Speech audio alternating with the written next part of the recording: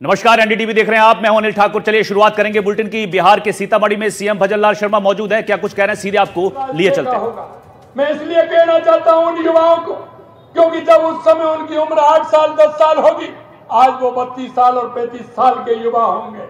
क्योंकि जब जिस तरह की स्थिति बिहार के अंदर थी, आप सभी ने देखी होगी, हमारे बुजुर्गों के साथ बैठना और 15 और 20 साल पहले का बिहार के बारे में देखना कि किस तरह से यहाँ ये स्थिति होती थी। मैं आपको कहना चाहता हूँ, अपहरण, बलात्कार, हत्या, लूट और डकैती रोजमर्रा की बात हो गई थी। युवाओं के साथ हाथ में किताब नहीं बल्कि बंदूकें थमा दी गई थी। सड़कों पर गड्ढे नहीं गड्ढे में सड़क दिखती थी। शिक्षा व्यवस्था चरमराई हुई थी। स्वास्थ्य सेवाएं ठप थी। उस दौर में बिहार देश का सबसे पिछड़ा राज्य कहा जाता था। सबसे पिछड़ा राज्य कहा जाता था। उद्योग धंधे बंद हो गए थे। रोजगार के अवसर समाप्त हो गए थे। बिहार के युवाओं को रोजी रोटी के लिए दूसरे प्रदेश में पलायन करना पड़ता था। माता बहनों को घर से बाहर निकलने में भयभीत रहती थी। जो बिहार के एक समय ज्ञान और दर्शन का केंद्र था, उसे आरजेडी और कांग्रेस ने भ्रष्टाचार में तार तार कर दिया था। बिहार के गौरव को मिट्टी में मिला दिया था। मुझे ध्यान है, जब लालू प्रसाद यादव दूर दराज के गांव में दौरा करते थे और लोग जब सड़क, पानी और बिजली के लिए मांग करते थे, परंतु पूर्ति नहीं होती थी, लालू जी क्या कहते थे? बोलते थे, यदि सड़क बन जाएगी तो यहाँ पुलिस और प्रशासन आपको तंग करेगा। किस तरह की सोच उन लोगों की थी, किस तरह से वो करते थे। मेरे भाई और बहनों, मैं आपसे इतना कहना चाहता हूँ, एनडीए और नीतीश कुमार जी के नेतृत्व में आज आप देख रहे हैं कितना परिवर्तन बिहार के अंदर आया है। मुख्यमंत्री नीतीश कुमार के नेतृत्व में एनडीए सरकार ने बिहार को फिर से अपना खोया हुआ गौरव वापस दिलाने का काम किया है। देश के यशस्वी प्रधानमंत्री जी के नेतृत्व में जिस तरह से पूरे देश के अंदर विकास हुआ है, वो आप सभी जानते हैं। जहाँ पहले अंधकार था, आज विकास की रोशनी दिख रही है। अभी देवेश जी कह रहे थे हमारे सांसद जी, मैं कहना चाहता हूँ, जहाँ पहले लालटेन भी नहीं जलती थी, आज बिहार के अंदर एलईडी बल्ब रोशनी कर रहा है। एलईडी बल्ब रोशनी कर रहा है। आज बिहार में कानून का राज स्थापित हुआ है। सड़कों की बात करें तो हजारों किलोमीटर की पक्की सड़कें बनी हैं।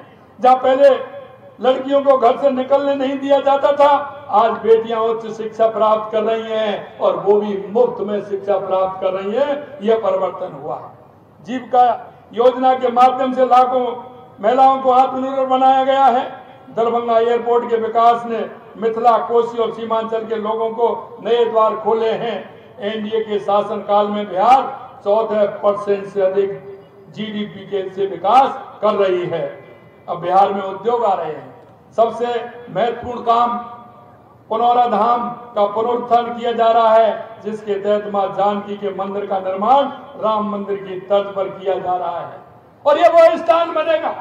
मैं हमेशा कहता हूं, अयोध्या दुनिया का सबसे बड़ा सांस्कृतिक केंद्र है। हमारी संस्कृति और विरासत का एक बड़ा केंद्र है। इसी तरह से पुनौरा भी वही धाम बनने वाला है। दुनिया भर के लोग यहाँ दर्शन करने के, मां सीता के मंदिर के दर्शन करने के लिए लोग आएंगे। ये भी मैं कहना चाहता हूँ, जिसका निर्माण पूर्ण होने के बाद करोड़ों श्रद्धालु दर्शन के लिए आएंगे।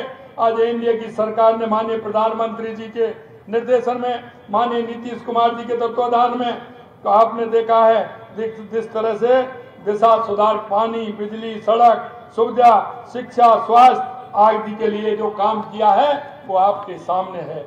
माननीय प्रधानमंत्री नरेंद्र मोदी जी की दूरदर्शी नेतृत्व, विकास, भाइयों बहनों, प्रधानमंत्री नरेंद्र मोदी जी के नेतृत्व में आज बिहार दोगुना रफ्तार से आगे बढ़ रहा है। अब तक 74 लाख से अधिक किसानों को किसान सम्मान निधि राशि मिल चुकी है। मिथिला की खेती को प्रोत्साहन करने के लिए मखाना बोर्ड बनाने का काम देश के यशस्वी प्रधानमंत्री नरेंद्र मोदी जी ने किया। आज प्रदेश में सड़कों का जाल बिछाया जा रहा है। बिहार में 7000 किलोमीटर हाईवे जाल बिछाया जा चुका है। महिलाओं को नौकरियों में 35% आरक्षण देने का काम एनडीए की डबल इंजन की सरकार ने किया है। आज बिहार में 125 यूनिट बिजली सभी घरों को मुफ्त मिल रही है। वृद्धजनों को, विधवाओं, महिलाओं को पेंशन, पहले कितना 400 रुपए, उसमें भी कटमनी होती थी। आज पूरा 1100 रुपए आपके सीधे खाते में जाता है कि नहीं जाता? जाता है कि नहीं जाता? सीधा 1100 रुपए सीधा खाते में जाता है। क्या एक भी रुपया करता है क्या? एक भी रुपया करता है क्या? ये देश के यशस्वी प्रधानमंत्री नरेंद्र मोदी जी जो कहते हैं ना खाऊंगा ना खाने दूंगा। मित्रों, मैं आपसे यही कहना चाहता हूं, पीएम आवास योजना के तहत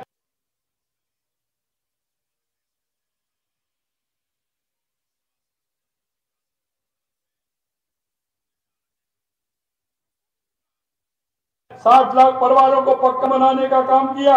मोदी जी ने बिहार को कितना पैसा दिया है? 14,85,000 करोड़ रुपए दिए हैं। और जब यूपीए की सरकार थी तो 10 साल में 2 लाख करोड़ रुपए आए थे। 10 साल में कितना बड़ा अंतर आप देखोगे, और वो विकास की रफ्तार आज आप देख रहे हैं। मोदी जी की दृष्टि स्पष्ट है और वो कहते हैं सबका साथ, सबका विकास, सबका विश्वास, और इसी विजन के तहत बिहार का तीव्र गति से विकास हो रहा है। विकास का आपने देखा है कि देश के यशस्वी प्रधानमंत्री नरेंद्र मोदी उस गरीब की पीड़ा जानते हैं, क्योंकि जिसको जानते हैं, क्योंकि जो ना जाने जिसकी नहीं फटी बेबाई, वो क्या जाने पीर पर आई। ये भी मान लीजिए, जिसके दर्द नहीं होता है वो नहीं जानता। मेरे भाई और बहनों, मैं यही कहना चाहता हूं, वो गरीब माँ का लाल, उसे पता है कि किस तरह से गरीब अपनी स्थिति बनाता है, गरीब को क्या क्या परेशानी आती है। देश के यशस्वी प्रधानमंत्री नरेंद्र मोदी जी गरीब कल्याण की योजनाओं के माध्यम से उस गरीब का जीवन स्तर सुधारने का काम कर रहे हैं। आज के इस दौर में जब सभी आदरणीय प्रधानमंत्री नरेंद्र मोदी के नेतृत्व में विकसित प्रदेश बनने की ओर अग्रसर है, तो आपको तय करना होगा, आपको विकास चाहिए या लूटपाट चाहिए? आपको विकास चाहिए या लूटपाट चाहिए? आपको शिक्षा चाहिए, अपराध चाहिए? आपको सड़क चाहिए या गड्ढे चाहिए? आपको बेटियों की सुरक्षा चाहिए, अपहरण चाहिए? आपको रोजगार चाहिए या पलायन चाहिए? मैं आपसे यही कहना चाहता हूं, हे मेरे मुल्क के मालिकों, जरा सोचो, और जब वोट करने जाए तो दिल पे हाथ रख करके कहना कि हमारे प्रदेश का विकास कैसे हो सकता है, आने वाले युवा का विकास कैसे होता है, आने वाली मेरी बहन का विकास कैसे हो सकता है, उन युवाओं के सपने कैसे सफल हो सकते हैं, ये आपको सोचना होगा। क्योंकि ये लोग जब आते हैं, आपने देखा है कि आरजेडी, कांग्रेस, ये लूट और भ्रष्टाचार के अड्डे हैं मेरे भाइयों, लूट और भ्रष्टाचार के अड्डे हैं। और जैसे आपके यहाँ तो बाढ़ आती है, आपके यहाँ बाढ़ आती है कि नहीं आती है? बाढ़ आती है तो जब जहाँ स्थान मिलता है ऊंचे स्थान पर, जो एक दूसरे के दुश्मन होते हैं ना, एक दूसरे के दुश्मन होते हैं, वो भी उस ऊपर चढ़ जाते हैं। सांप है, मेंढक है, कई तरह के जो जीव जंतु होते हैं, जब उनको पहाड़ से डर लगता है तो वो एक दूसरे के ऊपर, जब पहाड़ से डर लगता है तो वो एक दूसरे को खाते नहीं है। ये वही लोग हैं, एक दूसरे से लड़ते हैं, लेकिन जब चुनाव आते हैं तो ये भ्रष्टाचारी एक हो जाते हैं, भ्रष्टाचारी एक हो जाते हैं। इसलिए मैं आपसे यही निवेदन करना चाहता हूं कि आप लोग इस बिहार के विकास के लिए, क्योंकि बिहार की जिस तरह से रफ्तार देश के यशस्वी प्रधानमंत्री नरेंद्र मोदी जी के नेतृत्व में और एनडीए के नेतृत्व में, माननीय नीतीश कुमार जी के नेतृत्व में जिस तरह से बढ़ी है, उसको आगे बढ़ाना मेरे भाई और बहनों, उसको आगे बढ़ाते हुए हमें काम करना है। आपको बेटियों की सुरक्षा चाहिए, इन सारे कामों को करते हुए हमें करना है। मैं अंत में आपसे इतना कहना चाहता हूं, अवैध घुसपैठियों में आकर आपके संसाधनों का उपयोग कर रहे हैं, वे आपसे रोजगार छीन रहे हैं, आपकी सुविधा का लाभ उठा रहे हैं। अवैध घुसपैठी आ रहे हैं कि नहीं आ रहे हैं? उनको रोकना चाहिए कि नहीं रोकना चाहिए? पर ये तुष्टीकरण की राजनीति करने वाले इसे रोजगार नहीं होने देना चाहते हैं, उजागर नहीं होना चाहते हैं इसको। ये एनडीए सरकार की प्रतिबद्धता, हम सब घुसपैठियों को बर्दाश्त नहीं करेंगे, हम बिहार के संसाधनों की रक्षा करेंगे। मित्रों, में चाहे आरजेडी हो या कांग्रेस, इन्होंने कुछ किया तो सिर्फ भ्रष्टाचार और परिवारवाद की राजनीति। ये हमेशा परिवारवाद की राजनीति करते हैं, ये भ्रष्टाचार की राजनीति करते हैं आरजेडी और कांग्रेस वाले। परिवार के अलावा इनको कोई नहीं दिखता है। संता के अहंकार में इन्होंने जनता की सेवा करने के स्थान पर सिर्फ अपनी तिजोरी भरने का काम किया है।